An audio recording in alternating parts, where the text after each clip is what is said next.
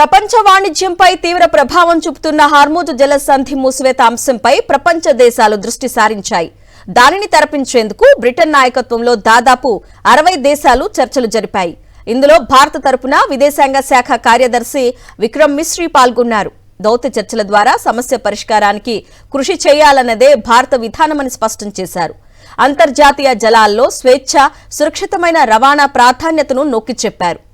పశ్చిమాసియాలో అనిశ్చితి భారత సముద్రయాన భద్రతపై ప్రత్యక్ష ప్రభావం చూపిస్తుందని పేర్కొన్నారు విదేశాంగ కార్యదర్శి విక్రమ్ మిశ్రీ. ఈ యుద్ధంలో తమ పౌరులను కోల్పోయిన ఏకైక దేశం భారత్ అని గుర్తు చేశారు. హర్మూజ్ వద్ద వాణిజ్య నౌకలపై జరిగిన దాడుల్లో 3 భారత నావికులు చనిపోయారని, మరొకరు తీవ్రంగా గాయపడ్డారని తెలిపారు. భారత ఎనర్జీ సెక్యూరిటీ గురించి ప్రస్తావించారు.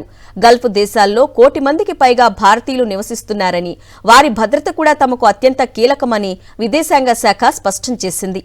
బ్రిటన్ జరుపుతున్న ప్రయత్నాల్లో రాజకీయ, దౌత్య పరిష్కారాలు ప్రధానంగా ఉన్నాయి. అయితే సైనిక చర్య అంశము కొన్ని దేశాల పరిశీలనలో ఉందని యూకే విదేశాంగ మంత్రి వైట్ కూపర్ తెలిపారు.